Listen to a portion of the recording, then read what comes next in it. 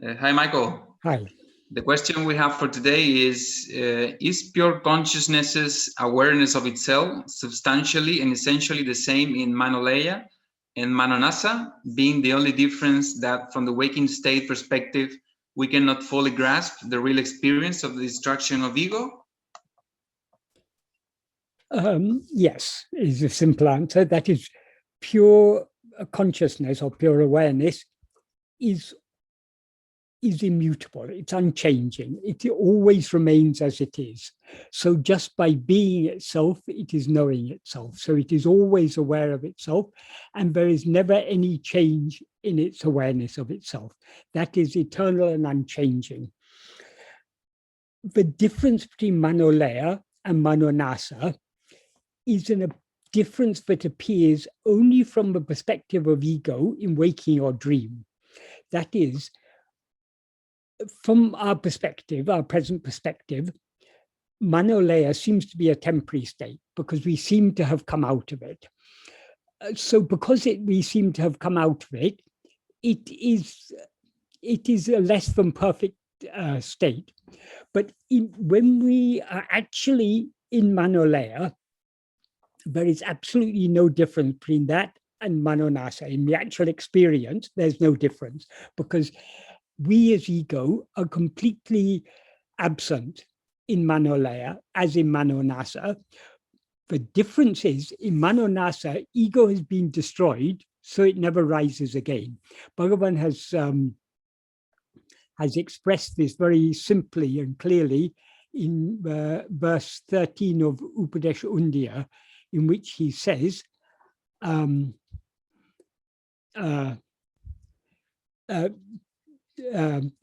dissolution, meaning dissolution of mind, is of two kinds, laya and nāsa. And so what is the difference between them? He then explains it by saying, what is lying down will rise. Lying down here, layatu, means what is in laya. What is in laya will rise again. If its form dies, it will not rise. That means laya is a temporary state, nāsa is a permanent state. In the state of nāsa, ego has been completely eradicated. It has died. That is, nāsa is brought about by self-investigation. When we investigate ourselves and see what we actually are, we will see that we never rose as ego. There never was any such thing as ego. And therefore, that is a permanent state. In laya, we subside in laya. The most common form of laya is sleep. Every day when we fall asleep, ego or mind are dissolving. And ego and mind means if ego dissolves, everything else dissolves. Mind, the world, everything dissolves.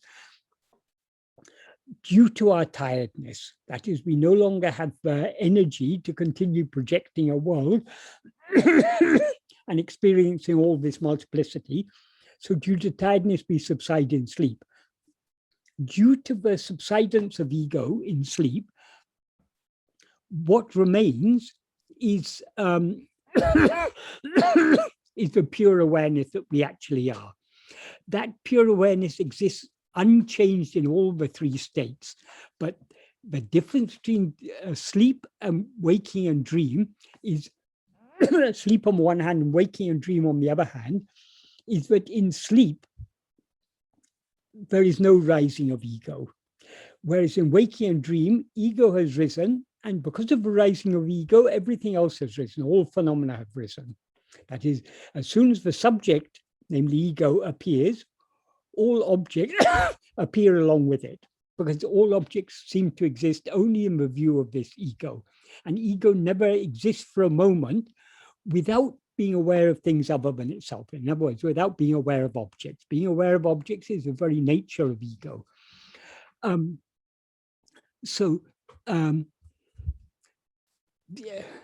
To understand this clearly, we need to understand there's a permanent background, the screen, as Bhagavan sometimes called it, which is the screen of pure awareness. That screen is ever untouched. But nothing ever touches that. But sometimes pictures appear on that screen. Sometimes pictures don't appear. When pictures appear, we call that waking or dream. That is, the pictures appear only in the view of ourselves as ego. So it's only when we rise as ego, but there seem to be pictures on this screen.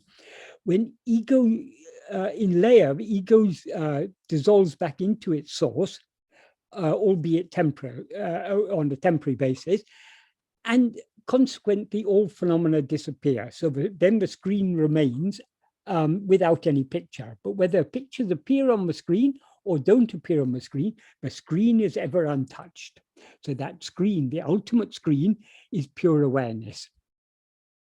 So the difference, Michael, is that that's why it doesn't look so appealing to the ego from this perspective. Because all ego can remember about sleep is, yes, I slept.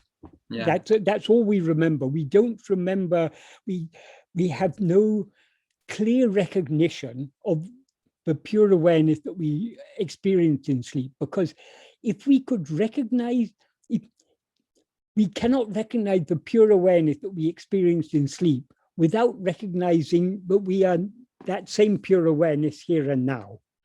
So because ego is self-ignorant, that is, as soon as we rise as ego, we identify ourselves with a body. We experience a body as I am this body. And consequently, we are not aware of ourselves as we actually are. What we actually are is pure awareness, but that pure awareness is obscured by our identification of ourselves with a body.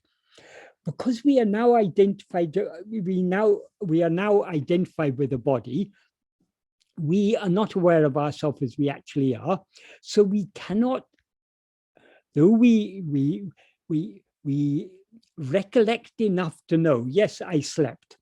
The fact that we say I slept, that implies two things. Firstly, that we existed in sleep, and secondly, that we were aware of our existence. Because if we weren't aware of our existence in sleep, we wouldn't even know that we had slept. So we do know that we had slept, but to us, sleep seems to be a dark state. That is, it's a state in which we are not aware of any phenomena, and we cannot now remember the clarity of pure awareness that we experienced in that state. Because that clarity, we've lost it. We lost that clarity in this state, so we cannot recall having experienced it in that state.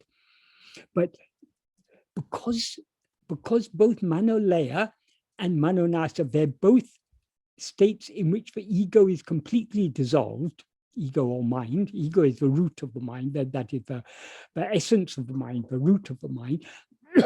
So when ego is dissolved, the whole mind is dissolved along with it. In the absence of ego or mind, there are no differences. Differences appear only in the view of ego. So from our perspective now, yes, manōlaya seems to be different from manōnāśa in that we come out of manōlaya, but we never come out of manōnāśa. That's the only difference we see now. And thinking about it in retrospect, like thinking back about that, what that experience was supposed to be like. Yes, yes. So the only reminiscence we have of deep sleep, of manōlaya, is that memory of I slept without objectivity, without anything objective. We remember having been in a state in which we were not aware of anything. Mm-hmm. That doesn't mean we weren't aware. We just weren't aware of anything. That is, there were no objects of awareness. They were just pure awareness. But the exact nature of that pure awareness, we cannot now recall, because ego never experiences that pure awareness. Ego is the very antithesis of pure awareness, because it is pure awareness, but pure awareness mixed with adjuncts. And because of the mixture of adjuncts, ego can never be aware of pure awareness as it is. As soon as ego becomes aware of pure awareness as it is thereby eradicated. That is, as soon as we as ego turn our attention within, when we investigate ourselves, if we turn our attention within keenly enough, that's if we turn the full 180 degrees, we will then be aware of nothing other than ourselves. Being aware of nothing other than ourselves is the state of pure awareness. So as soon as we recognize that we are pure awareness, we thereby cease to be ego. Ego is thereby permanently eradicated. However, it seems to me that a lot of spirituality tries to in a way to replicate here and now in this experience, and when the waking state, some experience, to try to have that experience back, to bring it here now. That's impossible, yes. but that could be an object Yes. too of perception. Yes, right? yes. It would be Anything that appears and disappears is an object of perception, except for the perceiver. The ego, the perceiver also appears and disappears. But apart from ego, everything else that appears and disappears is an object. Ego that appears and disappears is the subject, in whose view all the objects seem to exist. As Bhagavan often said, what we are seeking is not any new experience, because any experience that is new, whatever comes will go. So if we experience anything, but we are not currently experiencing, it's only a temporary experience, it's an objective experience. Pure awareness, we are always aware of pure awareness as our fundamental awareness of our own existence, I am. But we are not aware of it as it is, because instead of being aware of ourselves just as I am, we're aware of ourselves as I am this body. Because of the mixture of adjuncts, we are not aware of ourselves as we actually are. We're aware of ourselves as something other than what we actually are. Exactly. So it's impossible to have a when from the perspective of the waking state. I think many of us think or have thought that it seems to be a void. Like it's only from this perspective, because Bhagavan says that it's not a void. So yes, it's only when ego is removed, that subjective view of the void is eradicated too, I guess, along with it. Yeah? It is devoid of all awareness. It is devoid both of knowledge and ignorance of anything other than ourselves. So in that sense, it is void, but actually it is fullness, because it is the fullness of pure awareness. Infinite awareness, infinite being, infinite happiness, infinite love. Yeah, so in a way, we cannot, even though we say, okay, it's the same experience, deep sleep and the manōnāśa is the same experience, but we cannot know for sure until we don't have the contrast from the perspective of ego to be sure where it is, like, right? Yes. Another thing is there are different types of manolaya. That is, actually, there's only one type of manolaya, but this manolaya is given different names according to what brings about the manolaya. The manolaya that is brought about on a regular basis due to tiredness, we call sleep. The manolaya that results from, say, a head injury, we call coma. The manolaya that results from general anesthesia, we call a state of anesthesia. The manolaya that is brought about by other types of, various types of drugs can bring about manolaya. And manolaya can also be brought about by certain yogic practices. The manolaya that is brought about by yogic practices is usually called Nirvikalpa Samadhi, Kevala Nirvikalpa Samadhi. And that is generally considered to be some state that is distinguished from sleep. But how can there be any distinction between Kevala Nirvikalpa Samadhi and sleep? Because in both states, ego is absent. It is generally supposed that the experience of Nirvikalpa Samadhi brought about by pranayama or other yogic practices is different to the experience of sleep. But if at all there seem to be differences, those differences seem to be, there seem to be differences. There can seem to be differences only from the perspective of ego. And ego is not in either sleep or nirvikalpa samadhi. Sleep is present only in waking and dream. From the perspective of, that is, the yogis, when they come back from their state of kevala nirvikalpa samadhi, they describe it as the mind being drowned in light. And they contrast it with sleep, which they say is the mind being drowned in darkness. But that distinction appears only from a perspective of ego in waking or dream. In the actual state of manolaya, whether it's called nirvikalpa samadhi or sleep or coma or whatever, it is the same, because all differences exist only in the view of ego. As Bhagavan says in verse 26 of Uḷḷadu Nāṛpadu, if ego comes into existence, everything comes into existence. Everything we can take as mean, as it includes all differences. So differences cannot exist without ego. And he says, if ego doesn't exist, everything doesn't exist. That means there are no differences in the absence of ego. So since ego is absent in manolaya, there can be no differences.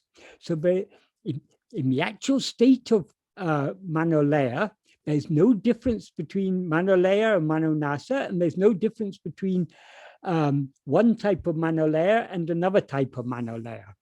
All these differences appear only from the perspective of ego in waking and dream. So, but however, those people who you describe that said that the mind was bathed in light or something. Yes. Wouldn't they tell the same experience as in deep sleep? Like, well, apparently, apparently they're not able to recognize it. Truly speaking, both states are states where we're bathed in light, because there's only pure awareness, whether it's in nirvikalpa samadhi or sleep, both the states of pure awareness. But because we go into sleep just because of tiredness, whereas in nirvikalpa samadhi is brought about artificially by practices such as pranayama, that maybe accounts for how it appears something different from the perspective of the yogi's mind in waking or dream. It's not the usual way to go into. Yes, it's an it's brought about artificially, and Bhagavan said such states of manolaya, kevala nirvikalpa samadhi, is of no use from a spiritual perspective, because in order to progress in the spiritual path, in order to get our aim in the spiritual path, the ultimate aim is eradication of ego. That is our goal. In order to eradicate ego, we need to weaken our Vishaya vasanas. So all spiritual progress is about weakening of Vishaya vasanas. In the state of nirvikalpa samadhi, because it's a state of manolaya, both ego has dissolved and Vishaya vasanas have dissolved along with it. So there's no possibility of eradicating, of weakening the Vishaya vasanas so long as we're in manolaya. That's what Bhagavan illustrated by that story he used to tell of a yogi who, on the banks of the Ganga, who went into nirvikalpa samadhi for 300 years. And when he woke up, the first thing he asked for was, he angrily asked, "Where's my water?" Because that's the last thought that was in his mind before he went into nirvikalpa samadhi, was the first thought that popped up when he came out of nirvikalpa samadhi. That means not even the most superficial of vasanas was eradicated. Not even the most immediate of vasanas was eradicated in that state. So Bhagavan's conclusion is we should avoid going into nirvikalpa samadhi. Even if someone is attracted to the path of yoga, to practicing pranayama or other techniques that calm the mind down and can eventually result in nirvikalpa samadhi, Bhagavan said, before you reach that point, the mind should be turned back to face itself. That is, it should be turned back within to investigate, who am I? That's what Bhagavan says in the 40. I read to you the 13th paragraph, 13th verse of Upadēśa Undiyār, in which he said, dissolution is of two kinds, laya and nasa. What's in laya will rise, what is in, if its form dies in nasa, it will not rise. In the next verse, he says how to bring about the nasa. He says, only when one sends the mind, which will become calm when one restrains the breath, on the investigating path, will its form perish. That is which will become calm when one restrains the breath. That is a relative clause. That's order. That is order cavalier odungum ulete. That is when the breath is restrained, the mind will subside. That's a relative clause. Without the relative clause, the verse reads, only when one sends the mind on the investigating path will its form perish. The term he uses here for investigating path is orvari.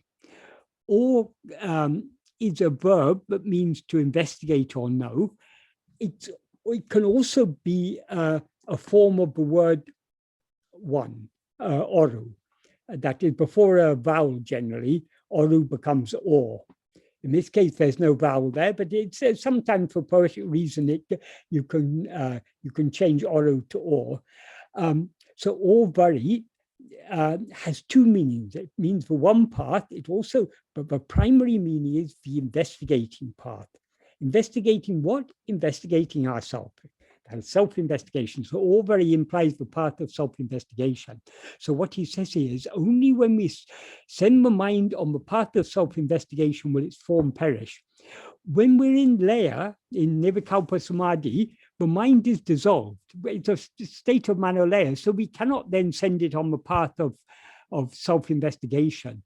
That's why Bhagavan used to say, before subsiding in laya, in samadhi or whatever you choose to call it, the mind should be turned back within. It should be directed back towards itself. That is the path of investigating itself. And only by that path of self-investigation will the mind perish. In a way, it's like bringing about the subsidence of ego by force, or yes, it is. It is. like yeah. Mm-hmm. That's why it doesn't last. I mean, it doesn't sooner last. or later. Yeah, inevitably. However, even if death is also a state of manolaya, generally. I mean, it is possible to go straight from our present state into a dream, but generally in sleep, the mind will subside in laya. And for a while, and then it will rise again and continue dreaming. Each life is just a dream. That's the whole of our present life is one dream. Within that dream, we have so many states of, we fall asleep so many times, and so many times we have dreams. But these are dreams within a dream. The whole of our present life is one dream, interrupted by periods of sleep and periods of other periods of other dreams. Yeah, you really have to see the ego for where it is, actually is. Yes. Not to make it subside just by force or by tiredness or by, you know? Yes. Yeah. It has to be It's there only when ego